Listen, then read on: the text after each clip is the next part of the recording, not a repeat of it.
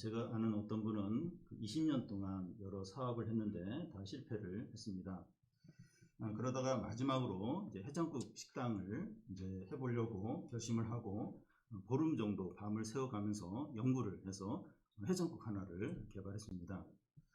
식당 문을 열고 해장국을 팔았는데 반응이 너무나도 좋았습니다. 그 이후에는 손님들의 평가를 들으면서 해장국이 더 맛있도록 계속 연구를 하고 도전을 했습니다. 1년이 지나자 그 도시에서 가장 유명한 해장국집이 되었습니다. 그분은 이제 식당을 더 확장을 하고 종업원도 더 많이 뽑고 또 건물도 사기도 했습니다. 많은 식당이 개업을 했다가 얼마 있지 않아서 문을 닫는데 그 주된 이유가 맛을 잘 내지 못하기 때문입니다. 사람의 혀가 얼마나 요상한지 모릅니다. 우리의 혀는 2만 가지의 맛을 이제 구별할 수 있는 그런 미각세포를 가지고 있다고 합니다. 그러니까 조금 맛있거나 맛이 없는 것을 금방 구별하고 이 맛있는 식당을 기억하고 1시간 넘게 운전을 해서 그 식당을 찾아갑니다. 진짜 유명한 식당들은 도로변에 크게 잘 지은 그런 식당들도 있긴 하지만 그보다도 이 구석진 곳에 허름한 건물 안에 있는 경우가 종종 있습니다. 그래도 사람들이 줄 서서 1시간 이상 기다립니다. 음식업에서 이 결정적으로 중요한 것은 인테리어나 또 길목이 좋은 것이나 또 홈페이지를 잘 만들어 놓은 것이나 가격이 저렴한 데 있는 것이 아니라 맛이 어떠냐 하는 데 있습니다. 우리는 지난 시간에 행함이 없는 믿음에 대해서 살펴봤습니다. 행함이 없는 믿음은 모든 것이 잘 갖춘 식당이지만 음식에 맛이 없는 것과 같습니다. 사람들이 믿음이 있다고 하는데 행함이 없는 믿음일 수 있다는 겁니다. 행함이 없는 믿음은 반쪽 믿음이거나 부족한 믿음이거나 약한 믿음이 아니라 아무 유익이 없고 헛되고 귀신 수준이고 죽은 것이라는 겁니다. 우리가 지난 시간에 행함이 없는 믿음을 살펴보았다면 이 시간에는 행함이 있는 믿음을 살펴보겠습니다. 행함이 있는 믿음은 능력이 있어요. 풍성하고 하나님의 이 벗이 되는 겁니다. 최고로 맛있고 영양가 있고 건강식의 음식과 같습니다. 야고보 사도는 이제 지난 시간에 행함이 없는 믿음으로 2가지 예를 들었는데 이 가난하고 굶주린 사람에게 말만 따뜻하게 하는 사람의 예와 또 하나님을 지식으로만 아는 귀신의 예입니다. 이 시간에는 행함이 있는 믿음으로 2사람의 예를 드는데 아브라함과 나합입니다. 근데 이 2사람은 너무나 대조적이에요.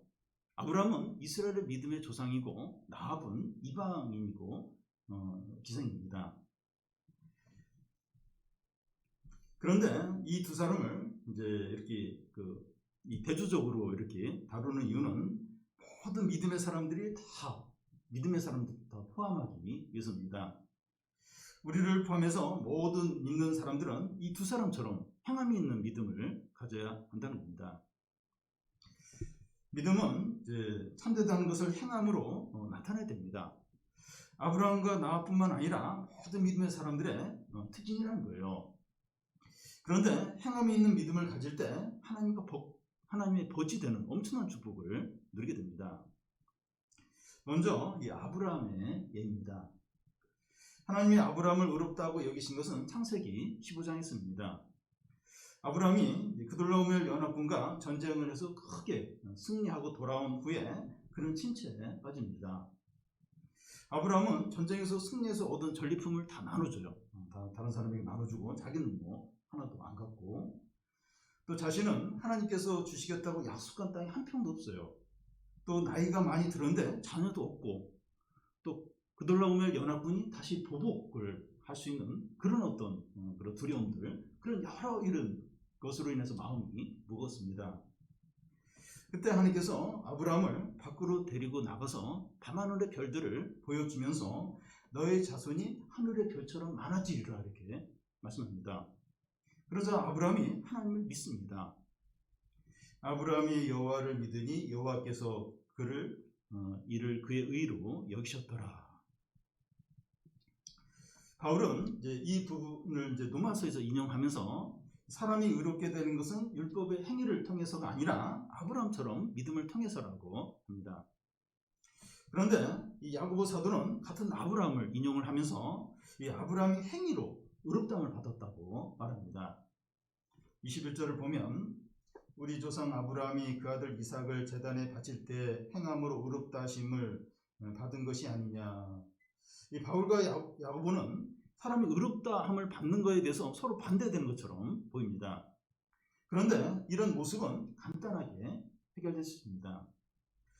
바울이 믿음으로 의롭다함을 받는다는 것은 선행을 통해서가 아니라 오직 예수 그리스도를 믿는 믿음을 통해서 받는 거죠. 그런데 야고보가 행위로 의롭다함을 받는다고 하는 것은 이미 믿음으로 의롭다함을 받은 자가 행위를 통해서 그의 믿음이 참되다는 것을 하나님께 인정을 받는다는 겁니다. 아브라함이 행위를 통해서 의롭다함을 어떻게 받게 되었는가 살펴보면 창세기 15장에서 이 아브라함은 하나님께서 내 자손을 하늘의 별처럼 많게 하겠다 이런 말씀을 듣고 하나님을 믿었습니다. 그런 후에 아브라함이 100세가 되었을 때 이삭을 낳고 이삭이 이제 청소년 정도가 되었을 때 하나님이 아브라함에게 이삭을 모리아 산에서 제물로 바치라고 말씀합니다. 창세기 22장 2절에 보면 여호와께서 이르시되 내 아들 내 사랑하는 독자 이삭을 데리고 모리아 산으로 가서 내가 내게 일러준 한 산 거기서 그를 번제로 드리라. 아브라함에게 이삭은 너무나 귀한 아들입니다. 하나님의 약속을 받은 지 25년 만에 또 아브라함 100세에 낳은 아들입니다. 그런데 하나님이 그 아들을 번제로 바치라고 요구하신 겁니다. 아브라함은 아침 일찍 일어나서 아내 사라에게는 알리지 않고 이삭을 데리고 모리아 산으로 떠납니다. 모리아 산이 이제 3일길이 걸리는 거리에 있었는데요. 3일 동안 아브라함은 많은 갈등을 했을 겁니다. 모리아 산에 거의 이르자 아브라함은 함께 간 종들에게 너희들은 여기 머무르라고 하면서 아브라함은 이삭만 데리고 산을 올라갑니다. 나무는 이삭이 메고 아브라함은 칼과 불을 들고 올라갑니다. 그때 이제 이삭이 아브라함에게 이제 묻는데 불과 나무는 있는데 번제할 어린 양은 어디 있습니까? 그때 아브라함의 마음 한순간에 무너지려고 했을 겁니다. 그런데 아브라함은 마음을 다시 굳게 먹고 하나님께서 준비하실 거다 이렇게 대답합니다. 산에 다 오르자 아브라함은 이삭을 잡아서 밧줄로 묶고 손에 칼을 두고 이삭을 찌르러 갑니다. 아브라함이 이삭을 찌르려고 칼을 위로 끌어올렸을 때 하늘에서 여호와의 사자가 아브라함아 아브라함아 하면서 이렇게 중단하라고 합니다. 아브라함이 이제 옆에 보니까 풀숲에 뿔이 이제 걸려 있는 순양이 보이는 거예요. 그는 그 양을 잡아서 하나님께 번제로 드립니다. 만약에 여호와의 사자가 아브라함을 부르지 않았으면 아브라함은 칼로 이삭을 찔러서 번제로 드렸을 겁니다. 하나님은 아브라함의 이런 행동을 보시고 무슨 말씀을 하십니까? 내가 내 아들 독자까지라도 내게 아끼지 아니하였으니 내가 이제야 내가 하나님을 경외하는 줄 아노라. 하나님의 이 말씀은 그 아브라함이 이제야 구원을 받게 되었다 하고 말씀하는 게 아닙니다. 30년 전에 아브라함이 하나님을 믿었고 의롭다함을 받고 그때 구원을 받았습니다. 근데 이번에 내가 나의 말에 순종해서 너의 독자를 바치려고 하는 것을 보면서 너의 믿음이 참되고 진실하다는 것을 알게 되었다는 겁니다. 참 하나님은 이래요. 네가 믿음이 좋은 줄 알겠는데 그 믿음이 어떤 행함으로 이렇게 나타나는 거예요. 그걸 보기 원하는 거예요. 그럴 때 네가 진짜 진실한 믿음이 있었구나. 그렇게 인정을 하신 겁니다. 여러분, 하나님은 아브라함에게 이삭을 바치라고 하면서 그의 믿음을 시험하신 겁니다. 만약에 아브라함이 하나님의 명령을 듣고서 이삭을 데리고 멀리 도망을 쳤더라면 30년 전에 아브라함이 하나님을 믿은 것은 가짜가 됩니다. 하나님은 제물로 바칠 양을 다 준비시켜 놓고 아브라함을 시험하신 거예요. 그 옆에. 그때 아브라함의 눈에는 안 띄었죠.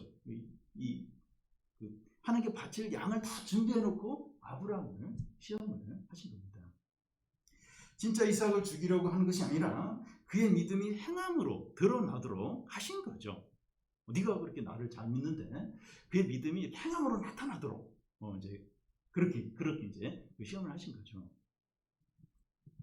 이와 같이 하나님의 우리 믿음도 이제 시험하시는데 죄에 빠지고 또 넘어지도록 하기 위해서가 아니라 행함으로 믿음이 드러나도록 하기 위해서입니다. 하나님 우리에게도 시험을 하세요. 시험을 하시는데 우리가 막 죄에 빠지도록 그게 아니고 다 어떻게 보면 준비해놓고 우리를 망하려고 그러는 게 아니라 다 준비해놓고 살 길을 열어놓고 네 믿음이 한번 행함으로 한번 드러나봐라 이렇게 이제 우리에게 하십니다. 여러분, 이 사람이 하나님에게 인정을 받는 것은 믿음으로만이 아니라 행함으로도 인정을 받는다는 겁니다. 24절을 보면 우리 같이 한번 읽겠습니다. 이로 보건대 사람이 행함으로 의롭다 하심을 받고 믿음으로만은 아니니라. 이 말씀은 바울이 이제 로마서에서 이 믿음으로 의롭다 함을 받는다는 것과 반대되는 것을 반대로 행위로 의롭다함을 받는다는 것을 말하는 게 아닙니다. 행함을 통해서 믿음이 참되다는 것이 드러나기 때문에 행함으로 의롭다함을 받는다는 거죠. 그러니까 지금 그 바울은 이제 믿음으로 의롭다함을 이제 받는다고 하는데 야고보는 반대로 행함으로 의롭다함을 받는다 이 얘기를 하는 게 아니라 그 믿음이 행함을 통해서 참되게 드러남으로 이제 그걸 통해서 행위로 이제 의롭다함을 받는다 이렇게 이제 말한다는 겁니다. 야고보가 이제 아브라함의 예를 들면서 무슨 말을 지금 하려고 하는 겁니까? 신자가 참된 믿음을 가졌다면 아브라함처럼 가장 소중한 것을 하나님께 드리는 행함으로 나타난다는 겁니다. 제일 소중하고 이제 아끼는 것이 사람들마다 다 다를 수 있는데 그것을 하나님께 맡긴다는 겁니다. 이제 참된 믿음이 있으면 각 사람마다 소중하게 여기는 게 있어요. 그걸 이제 하나님께 맡긴다는 거예요. 하나님께 드린다는 겁니다. 우리에게 가장 소중한 게 어떤 게 있습니까? 다 다를 텐데 뭐 아파트나 뭐 취업이나 대학이나 또 건강이나 가족이나 사람들의 인정이나 경제적인 안정이나 또 자녀 문제들 뭐 이런 것들이죠. 이런 것들을 하나님의 뜻대로 행한다는 거예요. 진짜 이렇게 참된 믿음이 있으면 자기가 아끼는 것, 소중하게 여기는 그걸 이제 이렇게 하나님께 맡기고 또 하나님 뜻대로 한다는 겁니다. 우리가 예수님을 믿는다고 하는데 하나님보다 더 사랑하고 포기하지 못하는 것이 있다면 참된 믿음이라고 할 수 없다는 겁니다. 이 부자 청년과 다를 바가 없다는 거예요. 부자 청년도 얼마나 열심히 이렇게 율법도 행하고 십계명도 지켰는지 몰라요. 근데 딱 한 가지 얻으면서 한 가지 자기가 가장 이렇게 아끼는 거, 자신의 모든 것인 이 재물은 하나님 뜻대로 못하는 거예요. 하기가 싫은 거예요. 그러니까 다른 거 다 했어도 한 가지가 이게 안 되는 거예요. 한 가지. 우리가 이렇게 하나님 사랑한다고 하면서 이렇게 포기하지 못하는 그게 있다면 이 부자 청년과 이제 다를 바가 이제 없는 거죠. 물론 우리가 예수님을 믿는다고 해서 그 순간부터 욕심을 다 버리고 말씀대로 사는 건 아닙니다. 신앙생활을 한 지 오래되었지만 하나님보다 더 사랑하는 것이 있을 수 있고 하나님께 맡기지 못하고 욕심으로 붙들고 있는 것이 있을 수 있어요. 신앙생활을 오래 했는데도 그런 게 있습니다. 뭐 사역자들, 뭐 저한테도 이제 그런 게 있는 게 이제 발견이 될 때가 있는데요. 부모에게는 자녀가 그런 존재 있어요. 자녀.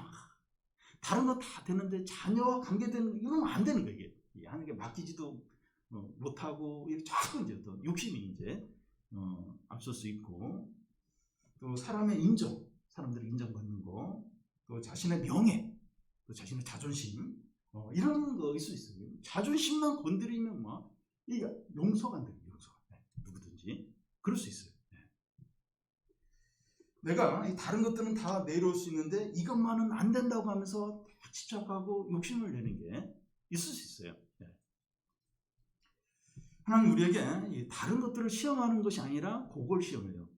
여러분 내가 중요하게 여기지 않는 건 시험이 안 돼요. 그건 뭐 없어지거나 뭐 어떻게 되든지 별로 그게 시험이 안 돼요. 하나님은 그런 거 가지고 뭐 시험 안 하십니다. 내가 제일 중요하게 여기는 거, 내가 제일 민감한 거, 내 마음이 많이 향해 있는 거 그걸 이제 시험을 하시죠. 시험하십니다. 넘어지고 나락에 떨어뜨리기 위한 것이 아니라 믿음의 성숙을 위한 시험입니다.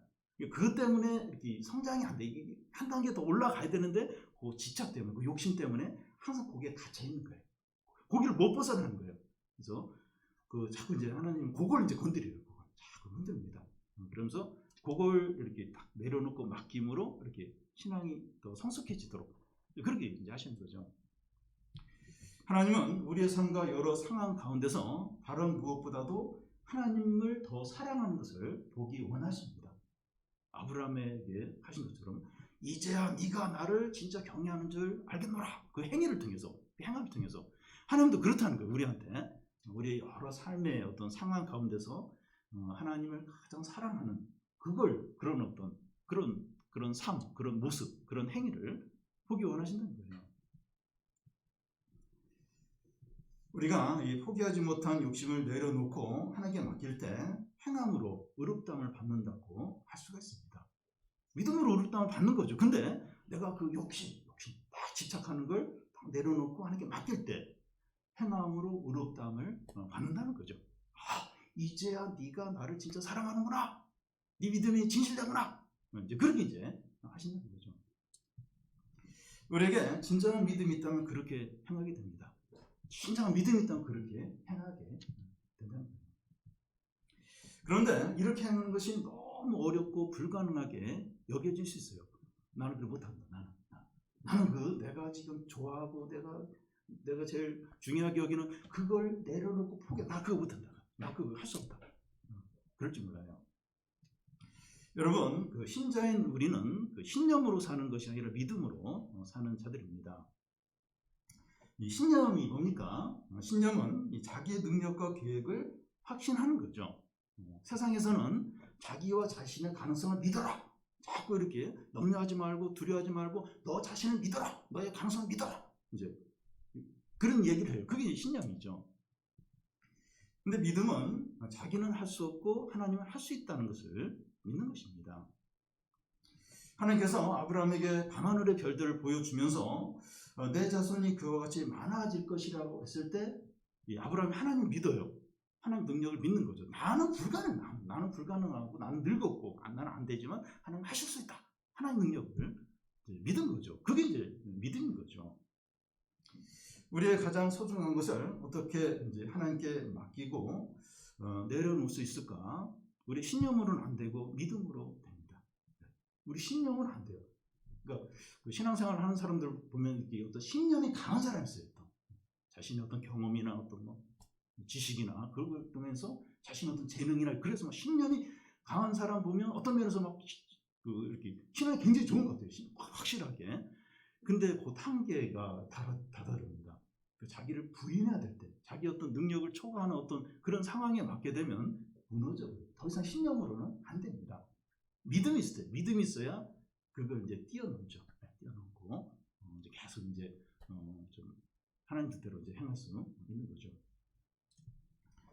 여러분, 우리에게 이 참된 믿음이 있다면 우리에게 가장 중요한 것이 무엇이든지 간에 이 하나님께 맡기고 내려놓을 수 있습니다. 참 이렇게 뭐가 됐든지 그럴 수 있어요. 그렇게 됩니다. 그러면 우리에게 포기하지 못한 믿음이 있다면 믿음이 없는 겁니까? 뭐 그럴 수 있어요. 믿음은 분명히 있는 것 같은데 포기하지 못한 욕심이 있어요. 욕심이. 그러면 믿음이 없고 나는 구원도 안 받은 거고 그런 겁니까? 그 믿음이 진실하다면 시간이 이제 걸리더라도 결국은 그 욕심을 버리게 됩니다. 그러니까 지금 당장은 그렇게 못하더라도 시간이 조금 걸릴 수 있어요. 이렇게 욕심 부리고 헤매고 또 고난받고 또 말씀 듣고 이런 과정을 통해서 결국은 이제 그 사람에게 그 참된 믿음이 있다면 결국 그 욕심을 버리게 돼요. 제일 중요하게 여기는 그걸 하나님께 결국은 맡기게 됩니다. 이제 내가 하나님을 경외하는 줄 알겠노라. 우리에게 가장 중요하고 아끼는 것을 믿음으로 하나님께 전적으로 맡길 때 이제 내 믿음이 진실한 줄 알겠다고 하시는 거예요. 그래서 믿음으로만 의롭다함을 받는 게 아니라 행위로도 의롭다함을 받는다. 딱 그렇게 할 때 우리가 가장 중요한 그걸 이렇게 하나님께 맡기고 내려놓을 때 그때 네 믿음이 참되구나. 그렇게 이제 하나님 인정을 하신다는 거예요. 하나님 그걸 너무나 보기 원하세요. 그걸 보기 원하십니다. 하나님 아브라함 믿음 좋은 거 아시죠? 근데 그걸 요구를 하는 거예요. 아브라함이 제일 지금 귀하게 여긴 게 이삭이 이삭. 그거 같이 하는 거예요.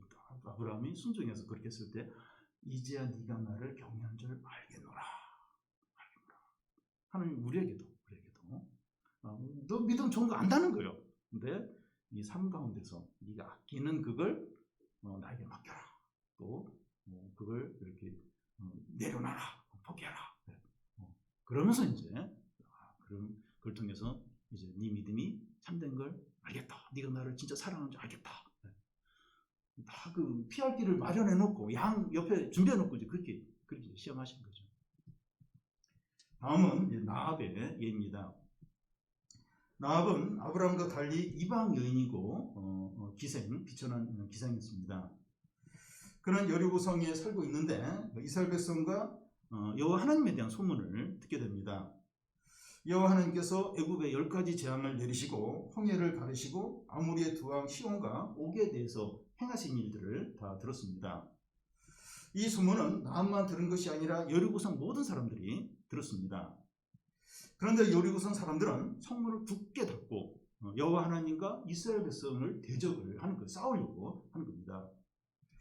여리고성의 모든 백성들 가운데 나합만 혼자서 어떻게 합니까? 25절을 우리 같이 한번 읽겠습니다. 또 이와 같이 기생 나합이 사자들을 접대하여 다른 길로 가게 할 때 행함으로 의롭다 하심을 받은 것이 아니냐. 여호수아는 이제 그 요단강을 이제 건너기 전에 두 청탄군을 여리고성에 보냅니다. 두 청탄군이 우연히 들어간 곳이 라합의 집입니다. 그런데 여리고성의 어떤 사람이 여리고 왕에게 그 청탄군이 그 라합의 집에 들어가는 걸 봤다고 이제 보고를 합니다. 그래서 왕은 사람들을 이제 나합에게 보내서 이 청탄군의 정보를 얻으려고 하는데 나합은 거짓말을 해서 두 청탄군을 이제 잘 이렇게 피하도록 도망치게 해줍니다. 나합은 두 청탄군에게 하나님은 상천하지의 하나님이라고 고백을 합니다. 그러면서 여호와께서 이 성을 너희에게 주실 때 자기와 자기 가족들에게 선대를 해달라고 요청합니다. 그때 나합은 여호와 하나님에 대한 믿음을 갖고 있었습니다. 만약에 그가 청탄꾼을 여리고 왕에게 보고해서 붙잡혀 죽게 했다면 그의 믿음은 헛것이고 구원받지 못했을 겁니다. 근데 나합은 동족을 배반하고 청탄꾼을 숨겨줌으로 그의 믿음을 행함으로 증거를 한 것이죠. 나합은 믿음과 현실 사이에서 결단을 했어야 했습니다. 그냥 마음속으로 여호와 하나님을 믿고 그걸로는 안 되고 이 현실 가운데서 하나님과 현실 사이에서 결단을 이제 해야 했습니다. 믿음이 있지만 현실적인 안전을 위해서 이 정탐꾼들을 고발하느냐 아니면 자기 민족을 반역하면서 하나님 편에 서느냐 이 결단을 행동을 해야 되는 겁니다. 여러분 신앙은 모든 것이고 신앙을 위해서 모든 것을 포기할 수 있어야 합니다. 신앙이 그래요. 요구를 해요. 이게 나는 마음속으로 하나님 너무 사랑하고 하나님을 위해서 뭐든지 할 수 있고 그걸로는 안 되고 행위를 통해 삶을 통해서 요구를 하는 거예요. 신앙이 모든 것이 되도록 요구를 합니다. 어떻게 이렇게 할 수 있습니까? 어떻게 신앙을 위해서 모든 걸 포기할 수 있습니까? 믿음으로 가능하죠. 나합은 애굽에서 10가지 재앙을 일으키고 홍해를 가르시고 바산왕 옥과 시온 왕을 멸하신 상천하지의 하나님을 의지하는 믿음이 있었습니다. 그 믿음이 나합에게는 있었던 거예요. 그러니까 동족을 이렇게 배신하면서 하나님 편에 설 수 있는 거죠. 그 믿음을 이제 가지고 이제 있었기 때문이죠. 여러분, 우리가 하나님과 세상 사이에서 어려운 결단을 해야 할 때가 있습니다. 우리도 마찬가지예요. 그냥 우리가 마음으로 하나님 사랑하고 그걸로는 부족하고 하나님과 이 현실 사이에서 우리도 어려운 결단을 해야 할 때가 있습니다. 예를 들어서 다니는 직장이 연봉도 높아요. 연봉이 아주 근데 불법을 행하고 거짓말을 해야 할 때가 자주 있습니다. 계속 침묵을 지키고 협조를 해야 되나? 아니면 이 거부하고 할 말을 해야 되나? 계속해서 이제 양심이 찔리는 겁니다. 거부하고 할 말을 하면 불이익을 당해요. 또 왕따를 당하고 또 직장에서도 쫓겨날 수도 이제 있는데 어떻게 되나? 어떻게 되나? 결혼하고 싶은 남자가 생겼는데 얼굴 잘생겼어요. 또 안정된 직장을 갖고 있고 또 부모가 또 부자이고 또 그렇게 잘해줘요. 그렇게 잘해줍니다. 근데 한 가지 문제가 있는데 신앙이 없어요. 또 교회 다니는 거 싫어해요. 어떻게 해야 됩니까? 결혼하고 싶은데 어떻게 해야 됩니까? 우리와 친하고 가깝고 친구 관계이고 가족 관계이고 우리가 속한 그곳의 사람에 대해서 서운하게 하거나 노라고 해야 할 때가 있습니다. 우리의 이기심이나 우월감이나 교만 때문이 아니라 죄를 거부하고 하나님의 이름을 위해서 그렇게 해야 할 때가 있습니다. 그럴 때가 있어요. 가까운데 친한데 내가 도움도 받았는데 근데 노, 안 돼요. 거부를 해야 할 때가 있는 거예요. 그리고 참 여기서 내가 이렇게 바른 말을 하고 믿음으로 하면 너무나 많은 것을 잃어버려요. 그런 상황 가운데 놓일 때가 있는데 어떻게 해야 됩니까? 믿음은 행함으로 온전해집니다. 22절을 같이 한번 읽겠습니다. 내가 보거니와 믿음이 그의 행함과 함께 일하고 행함으로 믿음이 온전하게 되었느니라. 믿음과 행함이 함께 일해야 한다는 겁니다. 그러니까 이 믿음과 행함은 항상 같이 있어야 한다는 거예요. 이 자전거의 두 바퀴와 같습니다. 항상 같이 있어야 이제 온전한 거죠. 행함으로 믿음이 온전해지기 때문입니다. 그래서 행함으로 믿음이 온전해진다는 것은 그 믿음 자체로도 괜찮은데 행함이 있으면 더 좀 믿음이 좋아진다. 그런 의미가 아니라 행함이 없으면 믿음이 아니라는 거예요. 행함으로 믿음이 온전해지고 믿음이 믿음다워진다는 거죠. 그래서 믿음은 구체적이고 실제적인 행함으로 나타납니다. 가장 사랑하고 아끼는 것을 믿음으로 포기를 하기도 하고 친하고 익숙한 사람들을 믿음으로 노라고 할 수 있어야 합니다. 우리는 모든 어려움과 고난과 위기와 유혹 가운데서 믿음으로 살아야 합니다. 우리가 모든 삶 가운데서 믿음으로 행할 때 믿음이 이제 온전해지는 겁니다. 하나님은 이제야 너가 나를 진심으로 믿는 줄 알겠노라. 이제 그렇게 하시는 거예요. 우리가 모든 삶 가운데서 이렇게 행할 때, 믿음으로 행할 때, 그때 이제 네가 나를 진짜 사랑하는구나. 이렇게 이제 하신다는 거예요. 믿음이 행함으로 나타나지 않으면 믿음이 아니라는 거예요. 그러니까 하나님을 기쁘시게 하려면 믿음으로밖에 하나님을 기쁘시게 할 수가 없습니다. 근데 그 행함이 없으면 그 믿음이 아니라는 거예요. 하나님을 기쁘시게 할 수 없다는 거예요. 아브라함이 기껏 30년 동안 신앙생활 잘했다가 이삭을 데리고 도망을 쳤다. 라합이 상처나지 하나님 엄청난 그런 고백을 하고 고발을 했어요. 자기 살기에서 정탐 고발이요. 그러면 그건 믿음이 온전한 게 아니라 믿음의 아무 소용이 그동안 믿고 고백하고 그게 아무 소용이 없다는 거예요. 믿음이 행함으로 나타나지 않은 믿음이 아니라는 겁니다. 여러분, 우리의 삶은 하나님의 시험의 연속이라고 할 수 있습니다.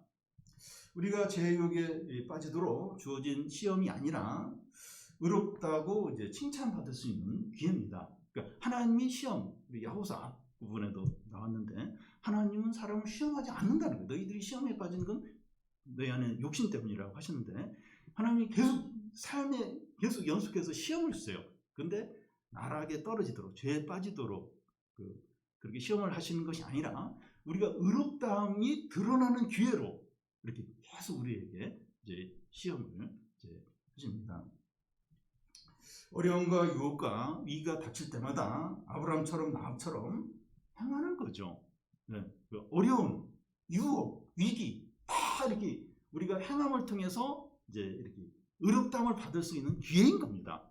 이걸 통해서 내가 또 나락에 빠지고 유혹에 빠지고 죄를 짓고 하나님 좀 이런 거 막아주시지. 그래서 내가 좀 이렇게 내 불신앙이 드러나지 않도록, 죄가 드러나지 않도록 좀 해주시면 좋겠는데 그렇게 안 하세요. 드러나게 하십니다. 그러니까 위기, 유혹, 어려움 다 우리가 행함을 통해서 의롭다함을 받을 기회라는 겁니다. 행함을 통해서 내 믿음을 드러날 기회라는 거예요. 주님은 그걸 너무나도 보기 원하세요. 그래서 자꾸 이제 그런 어떤 상황들을 허락하시는 거죠. 우리가 신념으로가 아니라 믿음으로 얼마든지 이렇게 행할 수 있습니다. 우리가 진짜 믿음이 있으면 다 감당을 해요. 다 믿음으로. 신념이 아니에요. 나는 의지가 약한데, 나는 또 뭐가 부족한데, 나는 뭐가 부족한데. 그게 아니에요. 신념이나 내 능력이나 어떤 경험으로 신앙생활하는 게 아니라 믿음이 있으면 이런 위기, 유혹, 어려움 가운데서 행함으로 의롭다함을 받는다는 거예요. 그걸 이렇게 그 믿음으로 행한다는 겁니다. 믿음이 그걸 가능하게 한다는 거죠. 여러분, 그 믿음으로 사는 거, 그 말씀대로 행하는 것은 성경의 주된 가르침입니다. 왜 성경 오늘 그 잠언 말씀에도 보면 아들아 이제 내게 들으라 내 도를 지키는 자가 복되다 이렇게 말씀하시고, 어제 또 잠언 말씀 보면 정의로운 길로 행하며 공의로운 길 가운데 다니라. 이제 잠언 기자가 자기가 이제 그렇게 한다는데 공의로운 길로 가라는 거예요. 그 길로 행하라 이렇게 합니다. 신명기에서 모세는 이스라엘 백성들에게 너희가 가나안 땅에 들어가서 모든 이 하나님의 말씀을 행하여 지키면 나가도 복을 받고 들어가도 복을 받고 모든 곳에서 하나님의 축복을 받는다고 그렇게 말씀합니다. 누가복음 8장에서도 이제 네 종류의 이제 밭이 나오는데 길가밭, 돌밭, 또 가시떨기 밭, 좋은 밭이 나오는데 이 앞에 세 가지 밭, 길가, 돌밭, 가시떨기 밭에서는 열매가 없어요. 열매가 없는데 좋은 밭에서 30배, 60배, 100배 결실을 맺게 됩니다. 이 열매를 맺는 건 이제 말씀을 행할 때 이제 그런 풍성한 열매를 맺게 되는데 이게 하나님의 뜻이죠. 우리에 대한 하나님의 뜻은 그 이 좋은 밭처럼 30배, 100배의 결실을 맺는 겁니다. 어떻게 하면 열매를 많이 맺을 수 있습니까? 말씀대로 행할 때 풍성한 열매를 맺게. 이게 우리를 향한 하나님의 뜻이에요. 우리를 구원하신 목적이 여기 있습니다. 열매를 맺어야 돼요. 말씀을 행해야 돼요. 말씀을 행해. 그래서 풍성한 열매를 맺어야 합니다. 여러분, 믿음으로 사는 것이 얼마나 영광되고 복된지 모릅니다. 23절을 우리 같이 한번 읽겠습니다. 이에 성경의 이른바 아브라함이 하나님을 믿으니 이것을 의로 여기셨다는 말씀이 이루어졌고 그는 하나님의 벗이라 칭함을 받았나니. 여러분, 벗, 친구를 말하는데 이 친구라는 것은 특별한 관계입니다. 우리도 여러 관계가 있어요. 여러 관계가 있는데 이 친구 관계, 이 또래 관계는 특별해요. 저희 아들도 친구들이 많은 편인데 중학교 친구, 고등학교 친구, 초등학교 친구, 그래서 거의 집에 없어요. 항상 친구들하고 함께 어울립니다. 청소년, 청년들 이 또래 친구들이 너무나 중요해요. 이게 제일 중요한 관계입니다. 친구는 편하고 또 친밀하고 또 좋고 신뢰하는 관계입니다. 그런 하나님의 벗이라 칭함을 받았다고 하는데 이 하나님과 아브라함은 벗고 친구 관계였다는 거예요. 어떻게 아브라함이 하나님과 벗이 될 수 있습니까? 아브라함이 하나님을 믿으니 이것을 의로 여기셨다고 하는데 아브라함이 하나님을 전적으로 믿었고 믿음대로 살았기 때문입니다. 아브라함이 하나님을 믿었어요. 믿음대로 살았습니다. 물론 아브라함이 불완전하고 또 넘어지고 그럴 때도 있었어요. 근데 그의 전 삶을 보면 믿음으로 이제 산 거죠. 믿음으로 사는 것이 이제 말씀대로 사는 것인데 이것이 하나님과 벗이 되는 겁니다. 이럴 때 이제 하나님과 친구가 되는 겁니다. 친한 친구와 항상 어울리듯이 하나님과 벗으로 사는 거예요. 그러니까 이 청소년들이 특히 청년들이 젊은 청년들은 친구, 또래 친구 꾸벅 죽어요. 그냥 항상 같이 함께 있고 그러듯이 하나님과 이 벗으로 이제 하나님과 친구로 사는 거예요. 에녹은 하나님과 벗으로 300년간 동행했다고 말씀합니다. 여러분, 이 행함이 있는 믿음이 말씀대로 사는 것인데 하나님과 벗으로 사는 삶이에요. 행함이 있는 믿음, 이 말씀대로 사는 거, 이게 하나님과 벗으로, 하나님과 친구로 이제 사는 겁니다. 한미 정상회담이 며칠 앞으로 다가왔는데 미국 대통령 바이든과 절친이, 우리 한국 사람 중에 절친이 있다면 막 사람들이 가서 물어볼 거예요. 그리고 막 그 사람을 부러워하면서 대단하게 여길 겁니다. 그러니까 절친이다, 친구다 하면 거의 동격으로 이제 여기는데 사람들 부러워하죠. 하나님과 벗이다, 하나님과 벗이다, 하나님과 절친이다. 이런 삶보다 더 영광되고 복되고 위대하고 가치 있는 삶이 있습니까? 하나님과 벗이다, 하나님과 절친이다, 하나님과 친구 관계다. 이러면 사실 부족한 게 없어요. 두려울 게 없습니다. 이거 친구 관계는 특별해. 하나님과의 절친이다. 이것만큼 풍성하고 행복하고 능력 있고 안전한 삶이 있겠습니까? 뭐 부족함이 없죠. 두려울 게 없어요. 두려울 게 없고 최고의 삶, 최고의. 어떻게 하면 이런 삶을 살 수 있습니까? 행함 있는 믿음, 그 말씀대로 사는 겁니다. 뭐 이렇게 학위를 가져야 되고 사회적인 지위를 가져야 되고 그런 게 아니고 그냥 이렇게 말씀대로 사는 거예요. 믿음으로 사는 겁니다. 행함 있는 믿음을 갖는 겁니다. 그러면 하나님과 보지 되고 하나님과 친구가 되어서 그 복되고 영광된 삶을 사는 겁니다. 말씀대로 사는 것이 손해나 불행이 아니고 짐이 아니에요. 말씀. 그래서 예배를 드릴 때나 또 이렇게 성경을 읽을 때 물론 이제 그 기쁨이고 은혜지만 어떤 때는 부담이 됩니다. 그 성경을 안 읽고 싶어요. 부담이 됩니다. 이 말씀대로 사는 게 불행이나 손해나 짐이 아니에요. 짐이 아닙니다. 주님은 수고하고 무거운 짐진 자들아 다 내게로 오라. 내가 너희를 쉬게 하려. 내 멍에는 가볍고 쉽다는 거예요. 한 주 동안 너무 무거운 짐, 스트레스 받았는데 또 하나님 말씀 또 막 뭐 지키라고 해서 또 스트레스 받고 스트레스가 아니에요. 얼마나 큰 행복이고 축복인지 모릅니다. 하나님과 보치 되어서 주님의 멍에를 함께 먹고 쉬운 진정한 안식과 기쁨과 행복과 능력과 안전을 누리는 최고의 삶, 최고의 삶이죠. 그런데 반대로 행함이 없는 믿음은 어떤 것입니까? 26절을 같이 한번 읽겠습니다.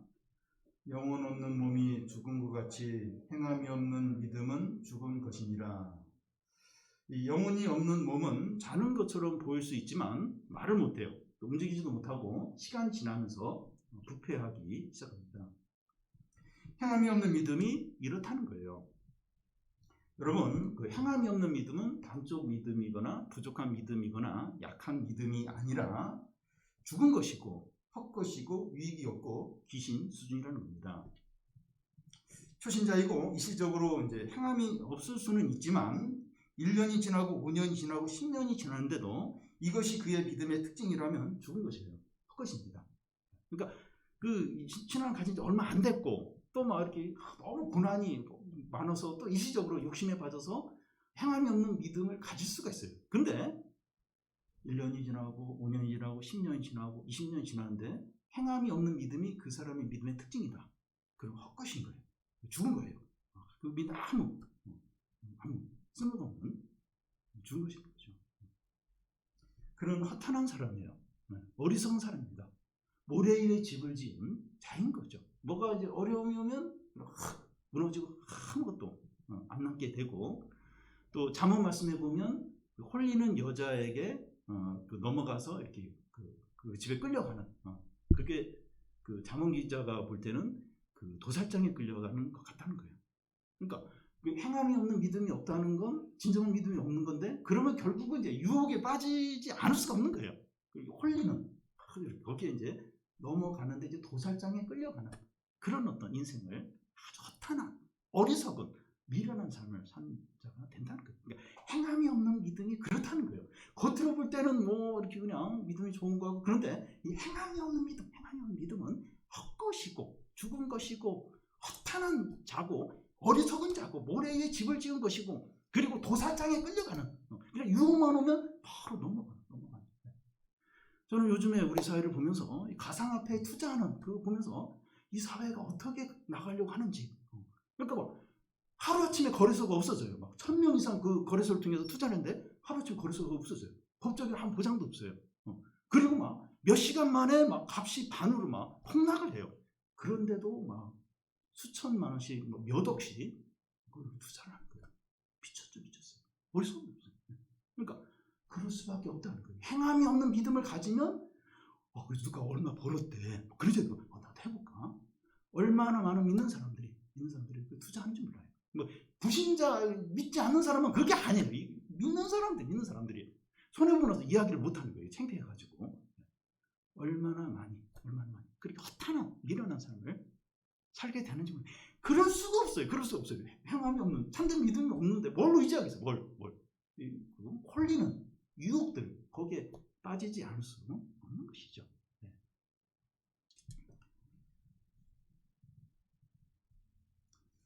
여러분, 예수님을 믿으십니까? 십자가의 은혜로 우리의 모든 죄가 용서되고 의롭게 되고 하나님의 자녀가 된 것을 믿으십니까? 그렇다면 매일 매순간 믿음으로 사시기 바랍니다. 우리가 듣고 읽고 알고 있는 말씀대로 행하시기를 바랍니다. 모든 어려움과 위기와 유혹들 가운데서 말씀대로 행하시기를 바랍니다. 그래서 우리 모두가 하나님의 빛으로 가장 행복하고 풍성하고 영광되고 복된 삶을 다 사시기를 바랍니다.